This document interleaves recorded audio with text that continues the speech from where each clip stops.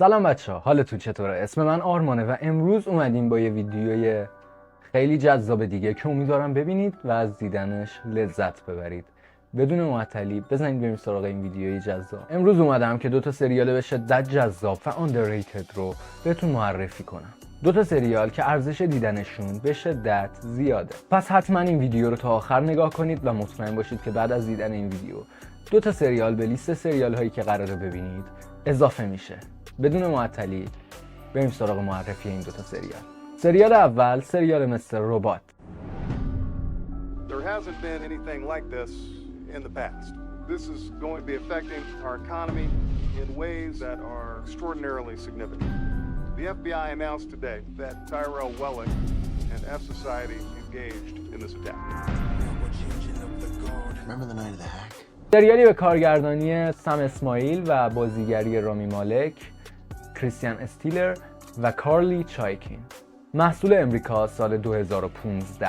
توی این سریال رامی مالک در نقش الیوت آلدرسون نقش یک هکر و مهندس امنیت رایانه رو داره که از اختلال افسردگی و اضطراب اجتماعی رنج میبره. اون توسط شخص مرموزی به نام آقای ربات دعوت میشه به گروهی که اسم اون اف سوسایتی هستش. اما کار این گروهی که آقای الیوت آلدرسون یا همون رامی مالک بهش دعوت شده چیه؟ هک کردن شرکت بزرگ ایکوب و پاک کردن بدهی مردم و قیام علیه نظام سرمایه داری.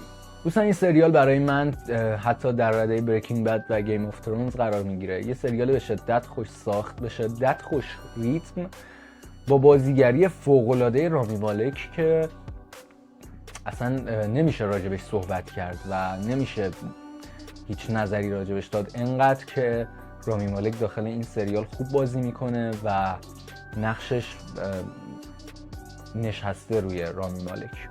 کارگردان این سریال یعنی سم اسماعیل هم که اخیراً ازش فیلم دنیا رو پشت سر بگذار رو ازش دیدیم که اون هم فیلم به شدت جالبی بود. خود کارگردان مستر ربات راجب ساخت این سریال گفته که از فیلم‌های خیلی زیادی الهام گرفته و یکی از فیلم‌هایی که به شدت ازش الهام گرفته برای ساخت سریال مستر ربات فیلم فوق‌العاده فایت کلاب بوده. نمره IMDb این سریال 8.5، راتن تومیتوز 94% و متاکریتیک 83%. یه نمره بسیار خوبه که از طرف منتقدین و بینندگان این سریال گرفته. جایزه گلدن گلوب بهترین مجموعه تلویزیونی درام و جایزه امی بهترین بازیگر نقش اول مرد برای رامی مالک از جوایزی هستن که این سریال تونسته از آن خودش بکنه. این سریال با 4 فصل و 45 قسمت یکی از بهترین سریالایی بود که من در طول عمر خودم دیده بودم. سریال دوم سریال جذاب Leftovers. One nation, under God, indivisible, with liberty and justice for all. And now, for those who want to, let us pray for mercy and forgiveness and the return of those who have left us. As to the instantaneous disappearance of 2% of the world's population, your conclusion as to what happened, some 140 million souls, is I don't know. بازیگرای این سریال عبارتند از کریس زیلکا، ایمی برندمن و کریس استروکس به کارگردانی جناب آقای دیمون لیندلوف. سریال با یه اتفاق جالب و ترسناک شروع میشه. روز 14 اکتبر ناگهان 2% از جمعیت کل کره زمین ناپدید میشه. بدون هیچ دلیل و منطق خاصی 2% از مردم جهان یهویی ناپدید میشن. نه حمله تروریستی، نه زلزله، نه آتش فشان، نه هیچ بلایای طبیعی و بلایای انسانی که فکرش رو بکنید. شما الان فکر نکنید که داستان سریال راجع به یه گروه تینیجره که میشینن با هم دیگه فکر میکنن که اون 2% از مردم جهان کجا ممکنه رفته باشن و چطوری میتونیم پیداشون کنیم. به نظر من و به دیدگاه من سریال داره راجع به عقاید، اعتقادات و خرافاتی صحبت میکنه که بعد از به وقوع پیوستن این اتفاق شروع به ساخته شدن میکنن.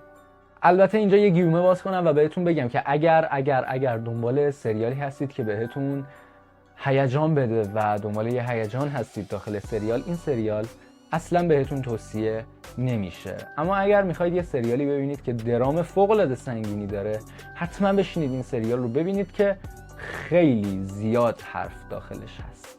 یه نکته بهتون بگم که اسم این سریال Leftovers، یعنی بازماندگان. پس شما راجع به کسایی که ناپدید شدن قرار نیست چیزی بدونید.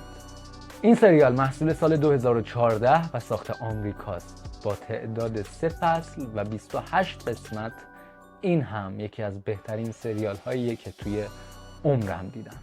این سریال رو هم حتما بهتون پیشنهاد میکنم که برید ببینید و از دیدنش فوق‌العاده لذت خواهید برد. خیلی ممنون که ویدیو رو تا اینجا نگاه کردید.